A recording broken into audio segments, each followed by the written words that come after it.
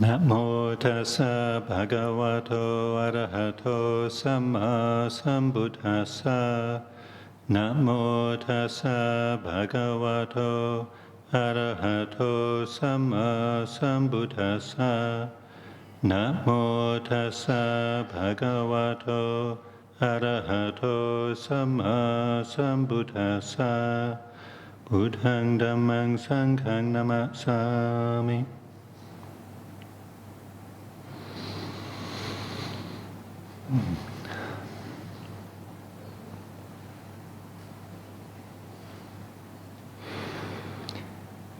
I'm very happy to be here. Appreciate the invitation to come and speak this morning, say something.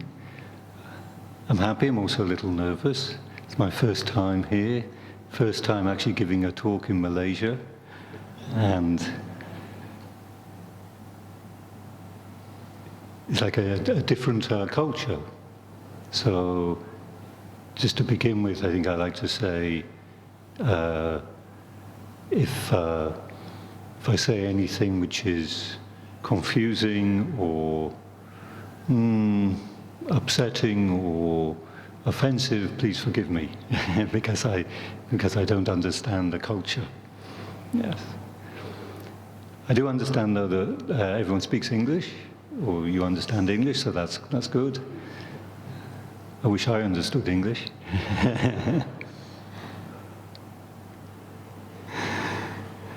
I'm very pleased that many people come on a Sunday morning to practice some Dhamma, to come have puja, hopefully meditate a little bit and listen to some Dhamma. I'm guessing just by looking around, I just get a sense, the sort of age range. Many of you probably working, or have busy lives, and to come and make the effort, the determination to take a break from that, from work, from family life. The 101 interesting, fascinating things which we could be doing on a Sunday morning. With our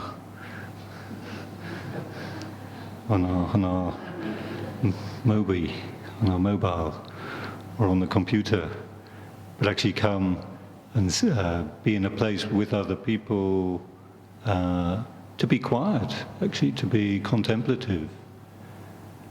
And it's a real blessing and kindness that we do for ourselves, to give ourselves the opportunity and the time to turn inward more, like to be more reflective. So much of modern life is about going out, what is exciting, what is interesting, what is fascinating.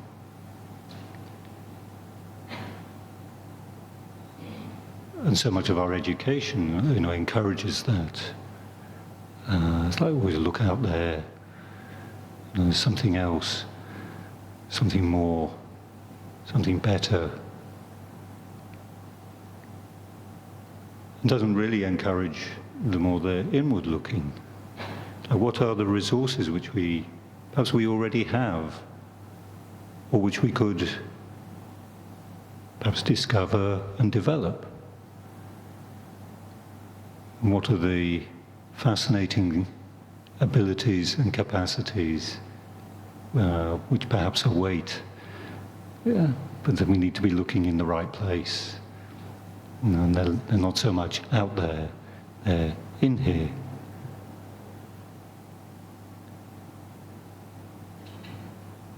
So in our Dhamma practice,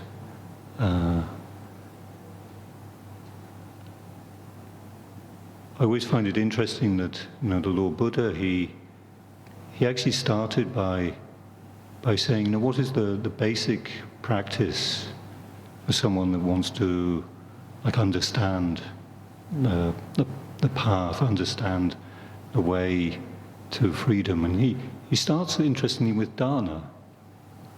Why does he start with dana? With generosity. I don't know how it is in here in Malaysia, but certainly in the UK, where I'm from, most Western countries, what draws people, what attracts people to Buddhism is not the dana. Maybe they like the food dana, but not the practice of giving dana.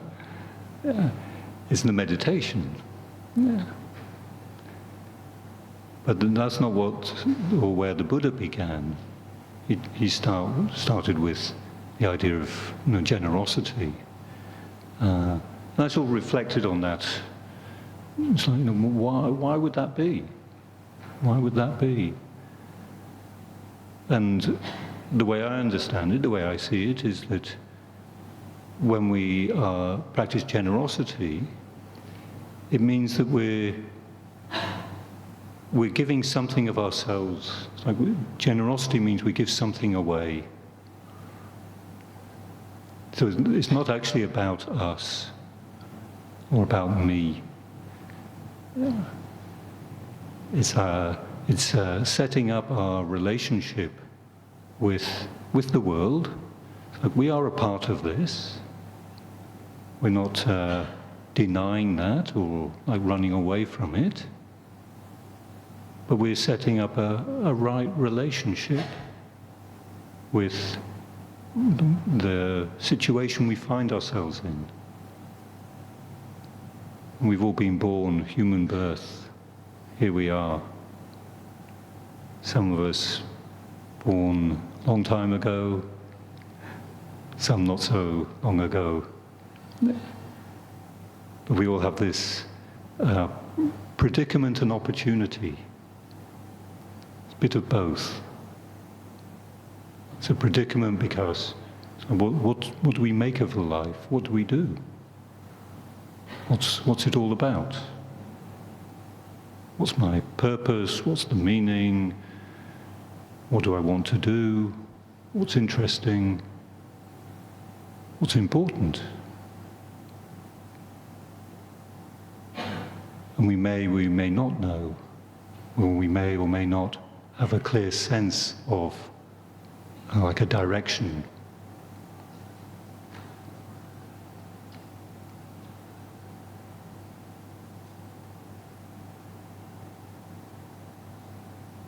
But whether we do or we don't have a direction, life is happening all around us. We have to relate to other people, to this world that we live in. It's not just people, the natural world, this planet that we're on. And we don't need to look very far or to appreciate or to realize there are many challenges as well as many opportunities, many things which are happening in this world which are challenging, difficult, unpleasant.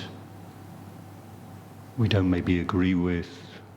We think, why it shouldn't be this way? We can be quite despairing sometimes.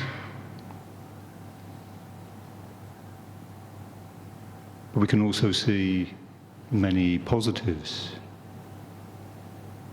It's very easy to overlook the ordinary, everyday, little things which all of us actually do, but which make the world a better place. The little acts of kindness.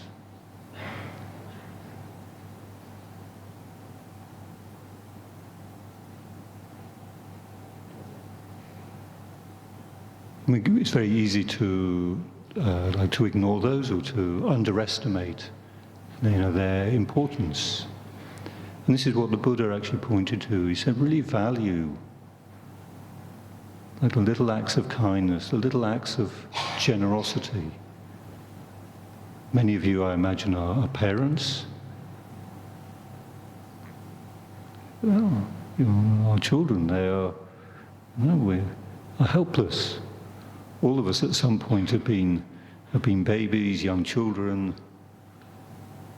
We didn't get to where we are today without the incredible love, kindness of our parents. They didn't have to do it.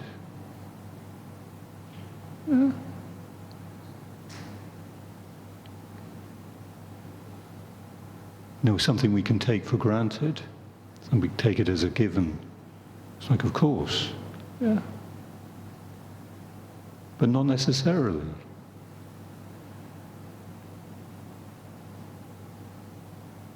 And actually all of us, we inherit an incredible legacy of kindness, generosity, and other virtues, other qualities from our parents, from our wider family, from our going back further, our grandparents, our ancestors, and all the wise and kind teachers in the past, those who have helped to shape the way and the values of the society that we live in.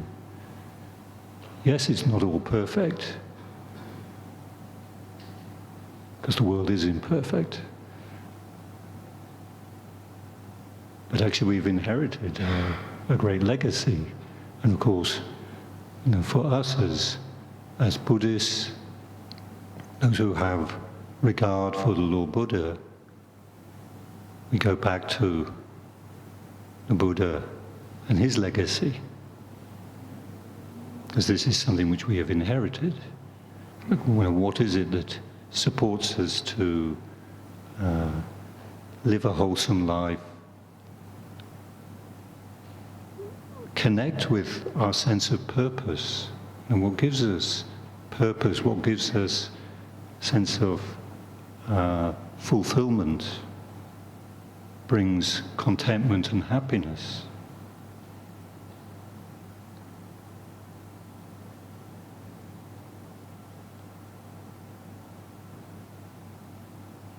One teacher that I know, he said that it's really good to remember, to recollect what first attracted us or connected us to our interest in Dhamma practice. What was it? For each of us it might be something different, but it's important we remember. And we perhaps recognize there's like a quality of feeling about that. It's like a tone or something in our body, maybe we recognize. Something made us curious, made us, there is something important here. Made us take note, pay attention. What is this? What's this about?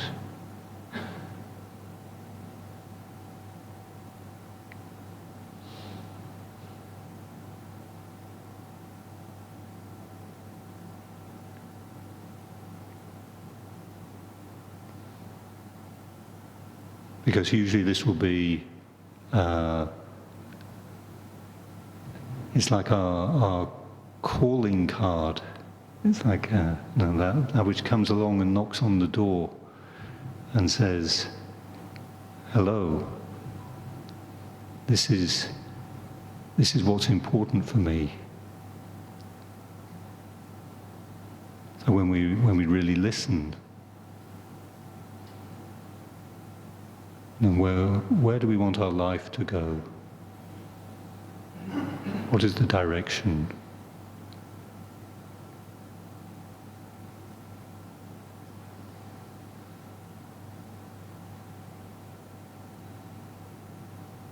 And it's really important that we pay attention to that.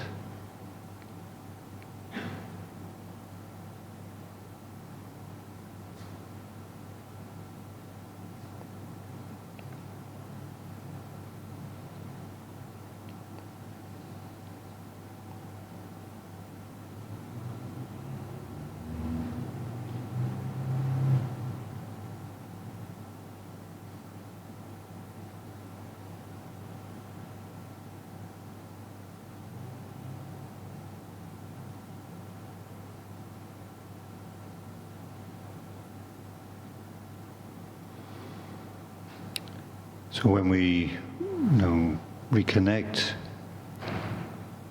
with a sense of what is present for us,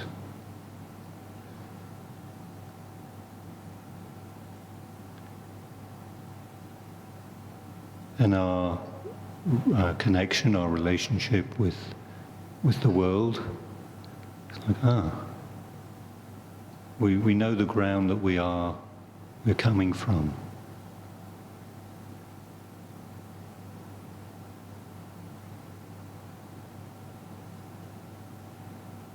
Others may agree, others may disagree, may see things from a different angle.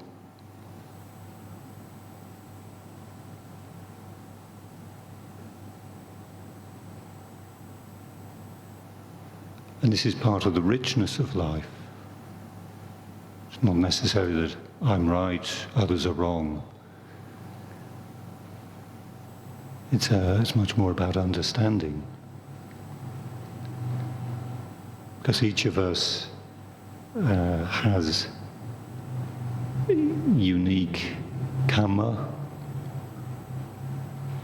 It's like our conditioning, our history is different. And each of us can bring very particular gift, a quality of being, like the potential of what we are.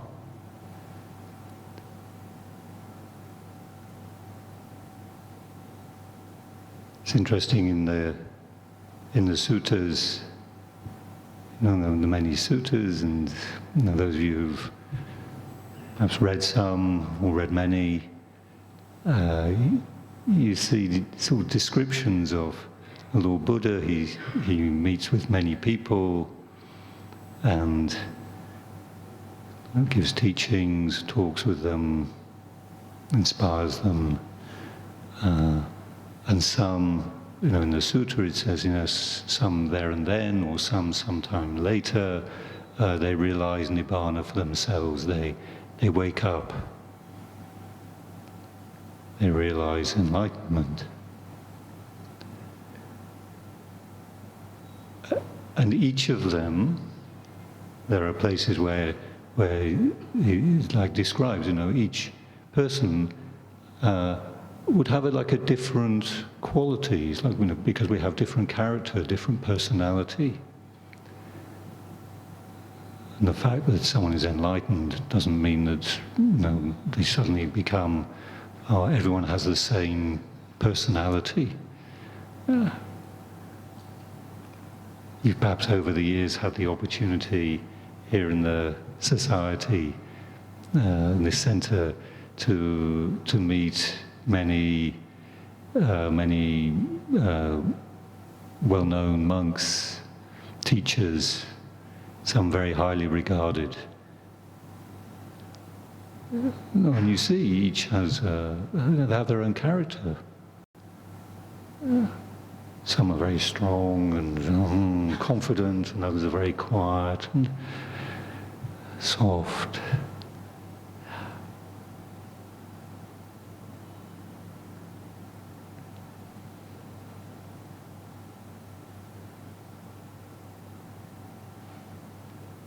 We each actually bring the gift of ourselves.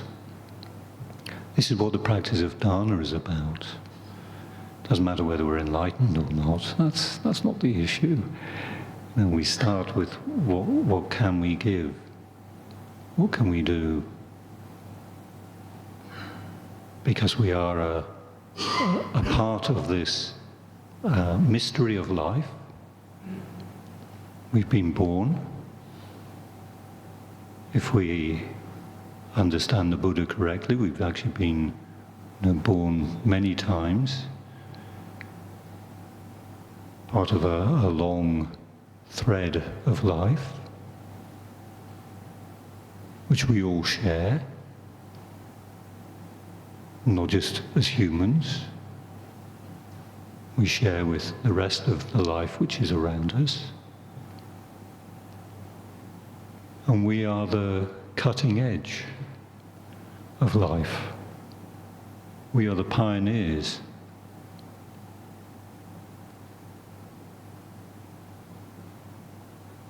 And those who've gone before us, they've brought us to this point. They've brought us this far in the exploration and understanding of life.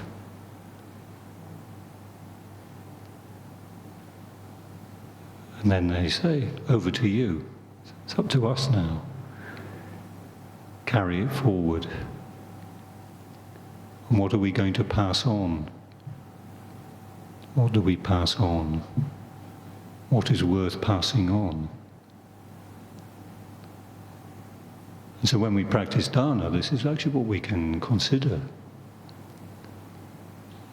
Is what we are offering, is it timely? Is it suitable? Is it valuable?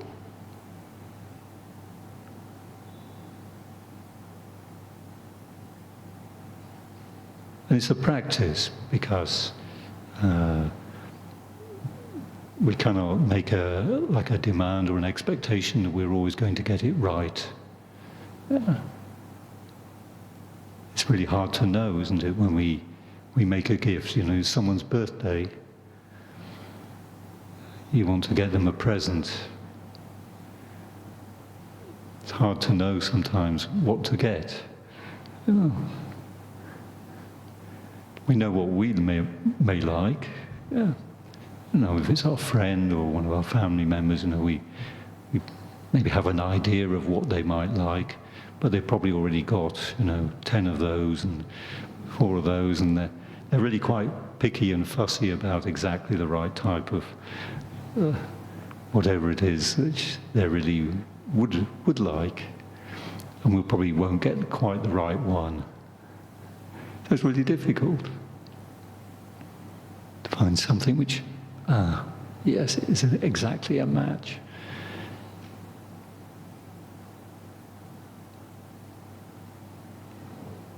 But that isn't really so much the point, because that comes more with practice, or that's something which may or may not happen. But our intention is more important. And certainly, over the years, and perhaps as adults, we recognise that more. When your children or your grandchildren, they give you a present or a gift, your heart connects more with the gesture. They wanted to give a gift. It doesn't really matter so much what it is, whether it's what I like or what I really need. That doesn't matter.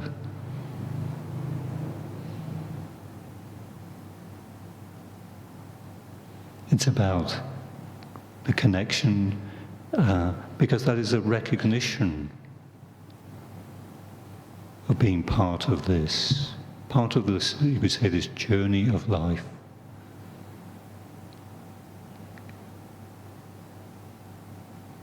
It's part of, it's like when we engage with it, we are actually, you could say, waking up to life. It's like a step on the journey of enlightenment, of bringing awareness, of bringing knowing and presence to this mystery of being alive, to being here now. Because none of us know quite where this is going.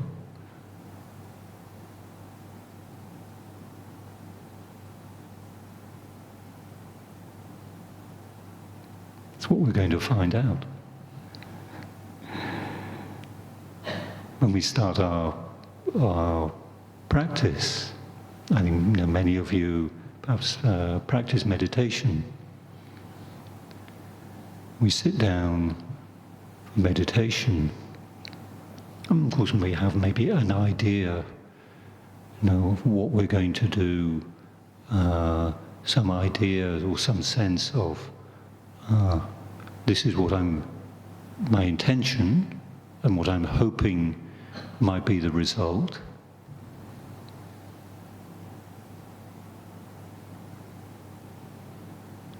And there is truth in that, and there is significance in that, but that isn't the whole story. Because ultimately, the practice is one of understanding, learning,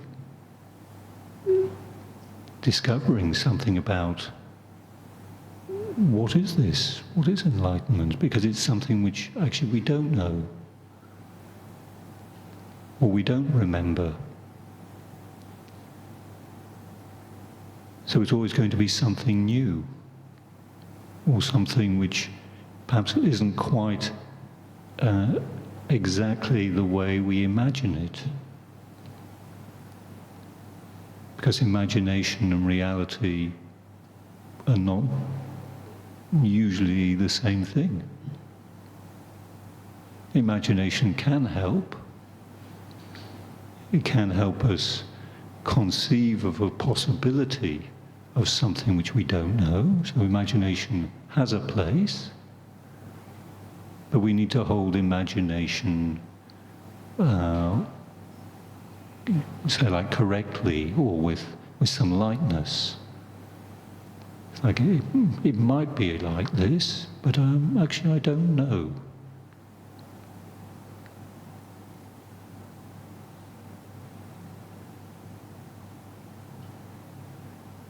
And this attitude of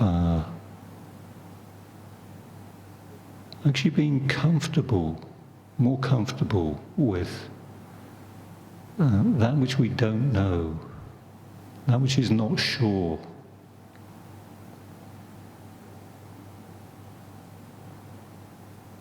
We maybe have a sense of, it's like, I think this might be right, or this might be the good thing to do, this might be the good direction, this might be a good gift to give, for Mum on her birthday. She might like this. Yeah. We make some effort, we take some time to think and to feel into what she'd really like, what could I get her, what could I give her. Yeah. And then we get something, we go to the shop, we order something on Amazon, and get something, and we give it to her. Yeah. And then we notice the response. If we are wise, we are also like listening or being observant. What is the response? What is the reaction? What comes back? Yeah. And if we've offered something which has really touched the right place, then what comes back will be, yes, I think we will know.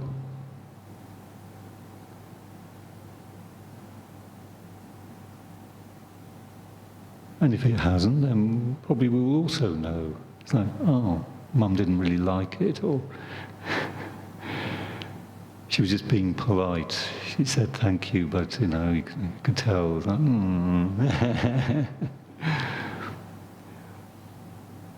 Or maybe we recognise for Mum, it wasn't actually so important exactly what we gave, rather the fact that we just gave something, we remembered. And we took the time and the effort, we made the effort to find a way just to say thank you. So that's basically what we do when we give a gift.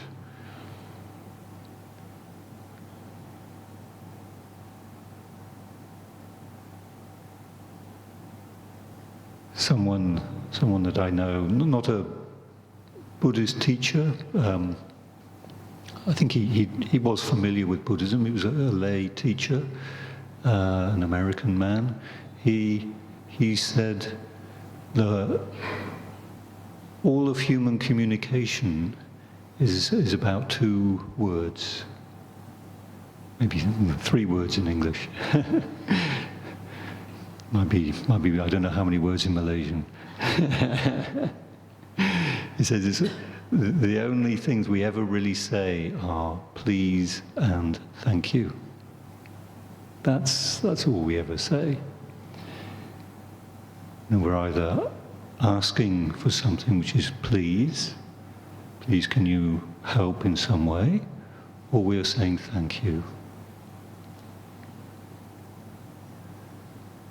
And I really like that. It's like, oh yes. And that's true. I think that's right. It's about, for each of us, as we know, our own survival. It depends on others. None of us can live totally isolated, totally separate. Just leave me alone. I'm totally, I can manage. Some of us try. Perhaps all of us try, to some extent. We'd like to have things, I like it this way. And yes, it isn't ignoring that. But ultimately, we cannot just live in a sealed container and have nothing to do with anybody else or anything else.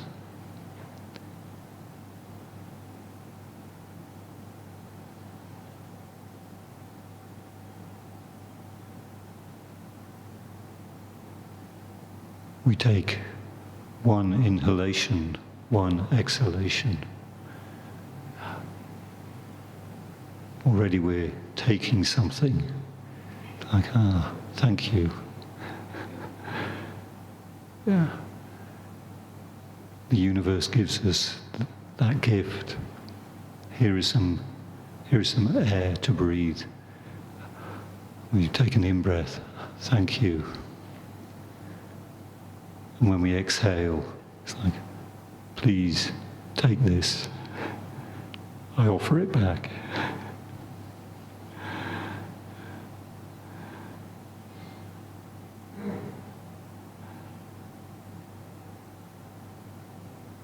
We cannot survive even one inhalation, one exhalation without the generosity, the kindness of the universe, without saying please, without saying thank you. I receive something, I offer something. Because this is the nature of life. So dana, generosity, this is the starting point.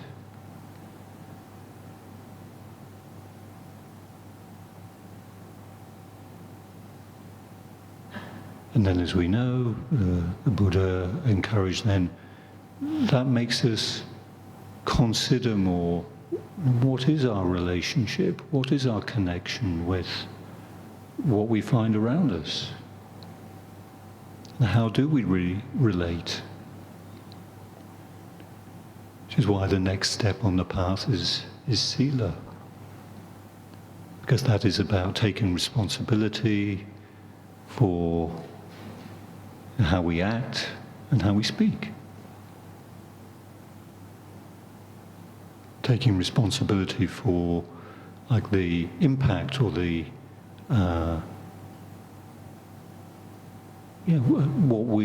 what we put out into the world.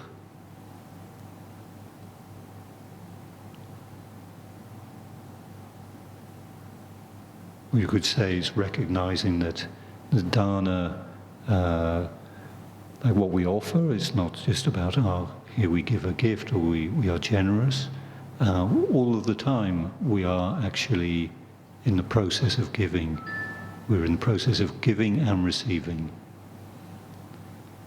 We breathe in, we breathe out. We are giving and we are receiving. we're in connection with others. When we speak, we're saying either please or thank you. There's either something which we need or we would like, or there are things which others need or they would like, and which we may be able to help with. So we're engaging more consciously in that process when we practice sila, when we have regard for how we speak and how we act. And that's about also like cultivating our intention. It's our intention, if this is the way that the world is, this universe is, that we're always in this relationship, then I want to be really careful about what I'm putting out, and I want to be also careful about what I take, what I ask for or what I need. I just take what I need, but if I don't need it, it's just what I want, but I don't necessarily need it. Maybe there's a price for that. What are the consequences? What are the results? We start to pay more attention. This is why the practice of sila, of morality, is so valuable. It's also why when we do cultivate the practice, we start to notice that the result of it is that we feel more at ease in ourselves, and actually more at ease in our environment. It's like with others, perhaps with other people, or just perhaps with the world. May not come straight away, but over time. If we are not stealing things, then we don't have any cause to be anxious that, oh, maybe others are going to find out and others are out. Yes, we don't have that anxiety, for example. And that might be quite a gross example. Yes. But just having regard, not taking the things which are not actually given to us or intended for us. No.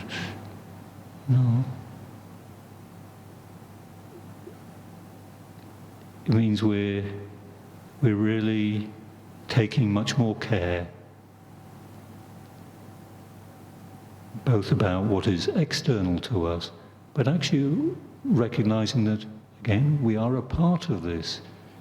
What's out there is actually, I'm a part of this. If I'm taking advantage, if I'm misusing things, actually I'm misusing myself.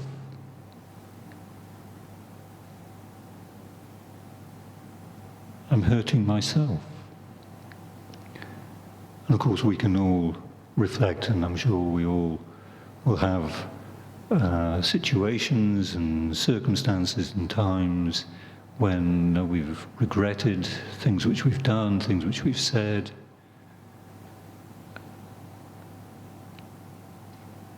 And there's something quite wholesome or skillful, if we do it in the right way, about just recognizing that, like that sense of remorse. It's like, actually this, that hurt. It's actually something that we have done ourselves. We've hurt ourselves. We may have hurt others as well.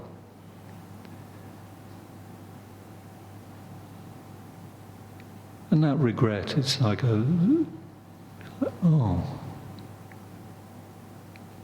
hopefully that gives us time or a reason to slow down, maybe to stop, to reflect a little bit, to consider a little bit.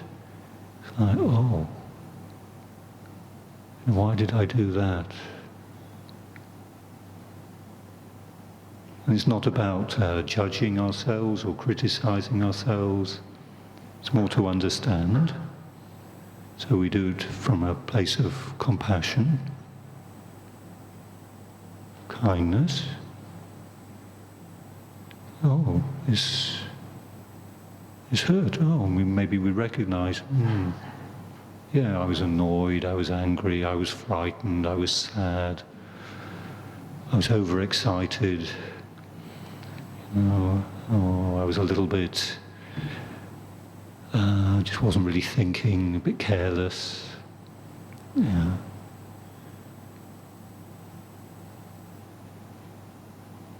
And that can be a motivation for us. Like, yeah, ouch.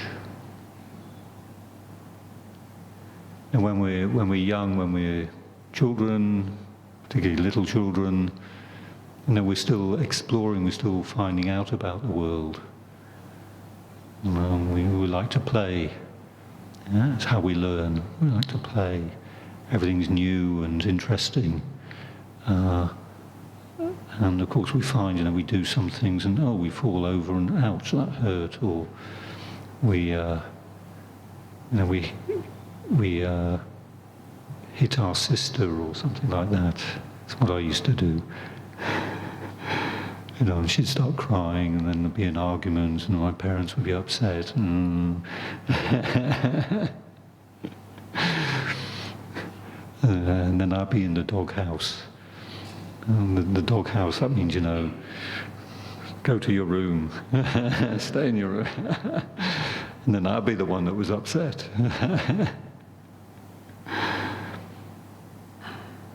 And gradually the penny drops, the message gets through. It's like, maybe I should be nicer to my sister. Yeah.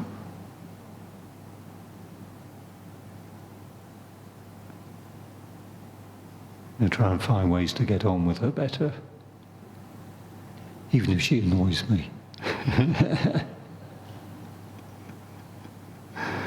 How can we avoid having fights, having arguments? Yeah. And so we learn. And we learn more about how to recognize that actually the world is just the way the world is. Others are the way they are. May not be the way I want them to be, but they are the way that they are.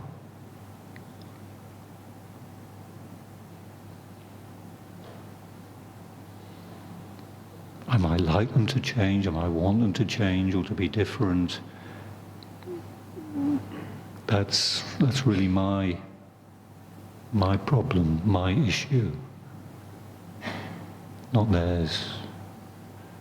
They may or may not want to change. They may or may not want to be different. They might quite like being the way they are. Yeah.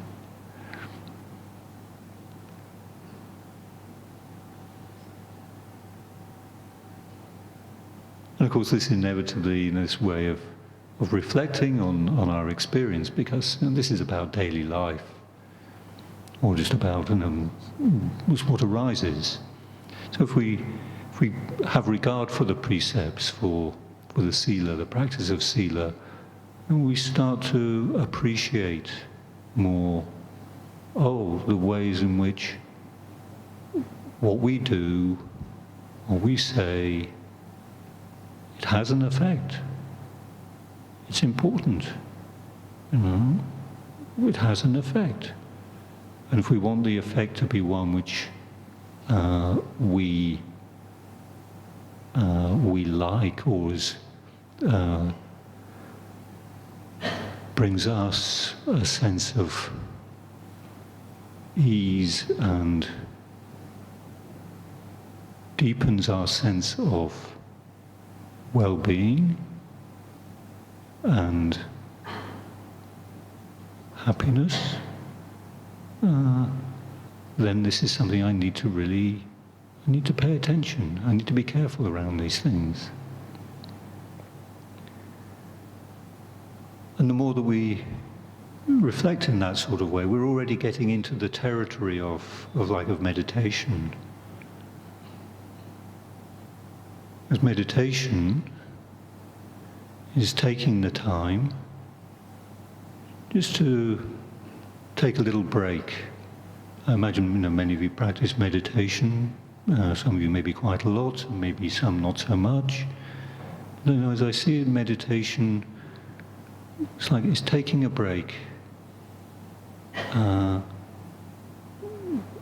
turning attention more consciously, inwardly, just to notice what's going on, what's happening. So it's more about receiving. Yeah? Much of what we're doing the rest of the time, when we're not, quote, meditating, or at least when we're not perhaps sitting quietly or doing our walking practices, walking quietly, up and down, up and down. We're doing something, we're putting something out, or we're more engaging, but our attention is going more outwardly. Partly we're still connected inwardly, hopefully we are. Yeah? But when we take the time and make a conscious intention to be more inward, then we are noticing. Because often when we sit, we receive the fruit, like the result of a lot of what we have put out. Yeah. And we wonder why at the end of a day am I feeling so agitated in my meditation.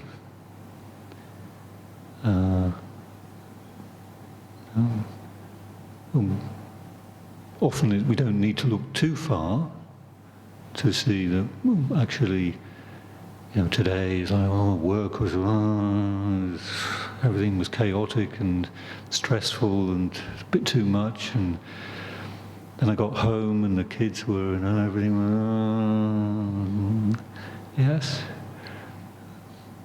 And then we come to sit. And it's not like that all just automatically disappears. We may have a good samadhi, and we may have cultivated the ability to find the space, which is really valuable, really important.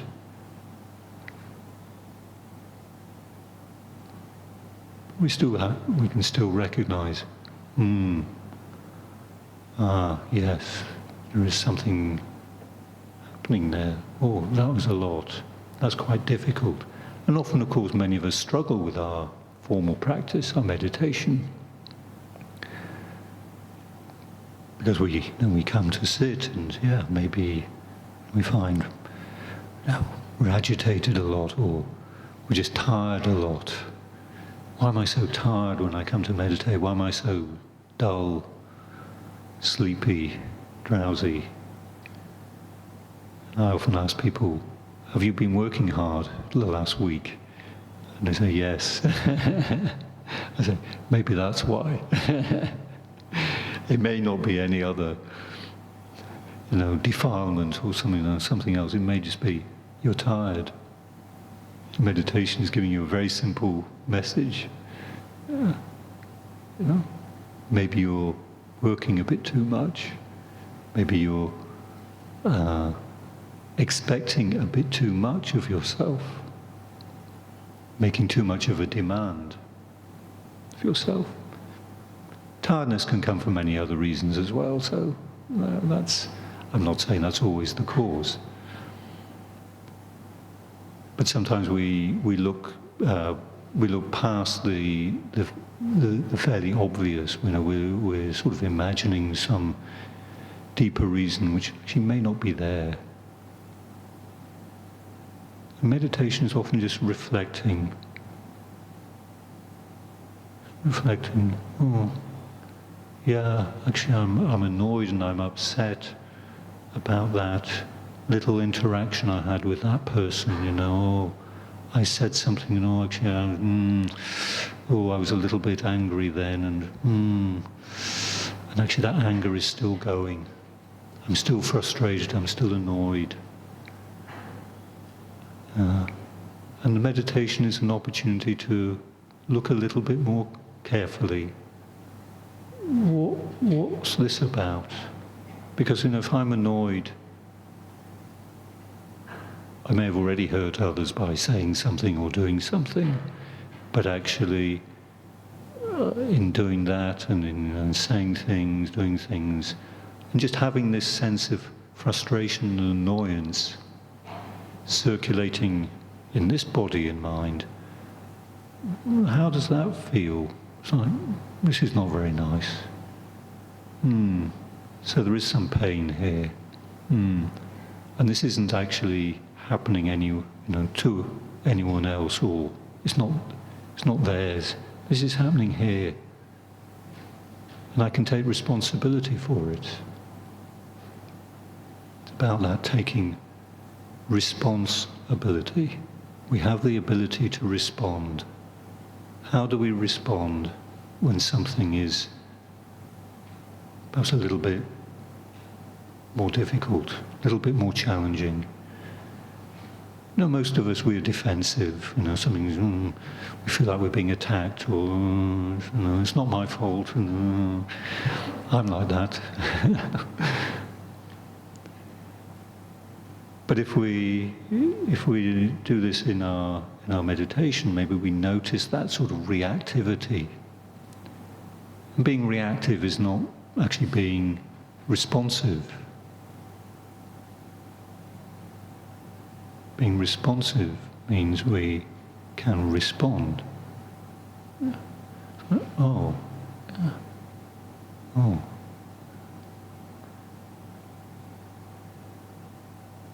It's like we take it to a different level. And we do that by creating the bit of space, the bit of perspective, where we're able to recognize, oh yeah, I am upset, I am sad, I am annoyed, I am frustrated.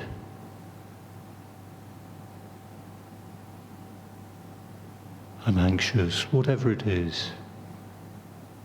And we're able to relate to that and just say, oh, no, there's something really important here which I need to pay attention to and I can learn from. And then we're creating a different relationship with our own challenges and our own difficulties. You know, the things which we find difficult in our own lives, rather than necessarily seeing them as problems, things we've got to get rid of. It's more, there's something here to be learned. And that's why it's presenting as a problem, as an issue. There's an opportunity here. And we turn our attention, it's like we shift our attention from seeing it as a problem, something to get rid of, more to, there's something to understand here. Something to learn. I haven't learnt it yet. That's why it still seems to be a problem. That's why it's still difficult. But there is an opportunity.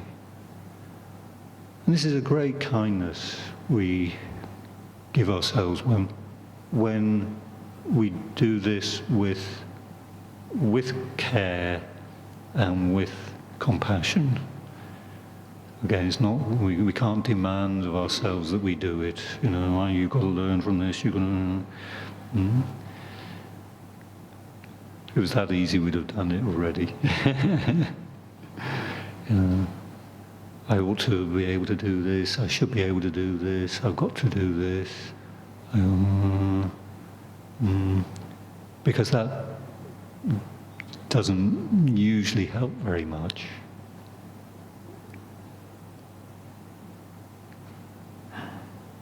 It takes a balance of skills, you know, it takes a balance of, yes, the effort, the energy, the perseverance, or like the willingness to turn to something which is difficult for us, to be willing to look a little bit more closely, because it's difficult, because it's painful. It's not, I know, it's probably a bit scary. It's like, I don't really want to.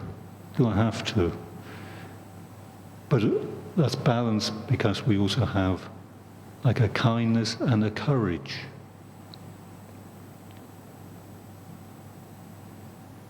Which says, yes, and it isn't easy.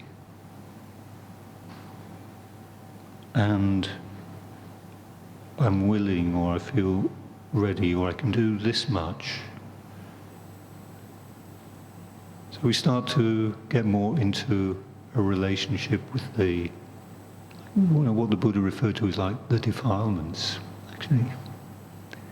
Greed, hatred and delusion.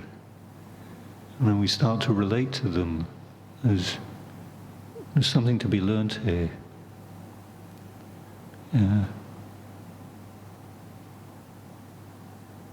How to be free from these. Freedom is a relationship. You can be free in the relationship. At the moment, I'm not free in this relationship. I get entangled, caught up.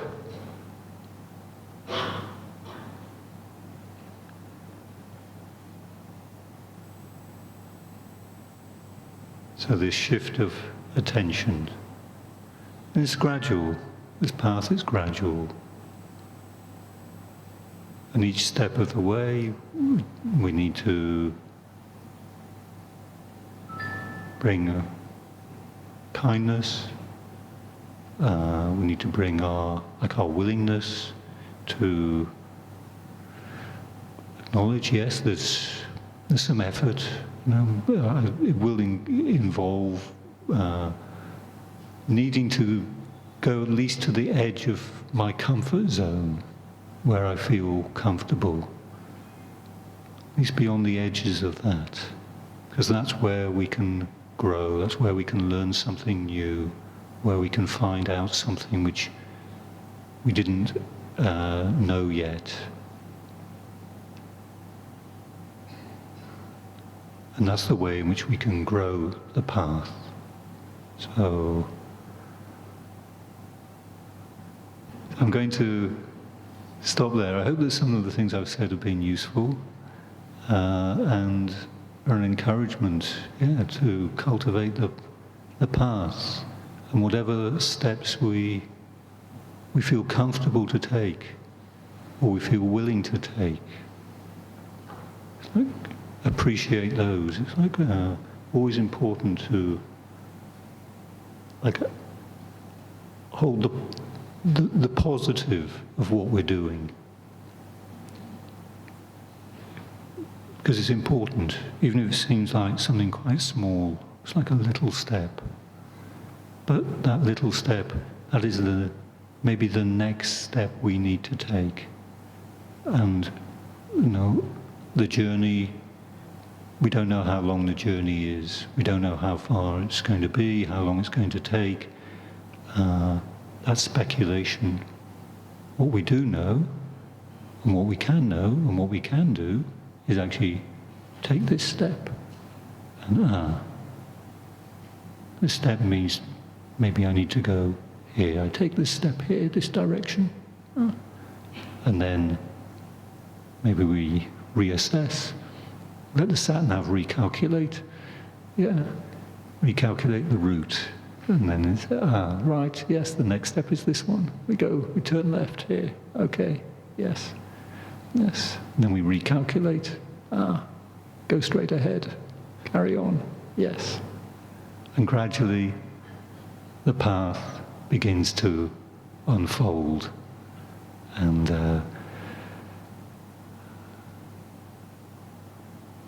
when we practice the path, when we practice in this way, gradually we get a little bit more sense of confidence, trust. It's like, yeah, actually there is a path, and there are results, there are fruits, there are benefits. And of course this gives us more encouragement. Yes, yes. The Buddha, he was pretty wise, what he said in these teachings. He was pretty good, so we keep on going. So I offer this as a reflection for you this Sunday morning.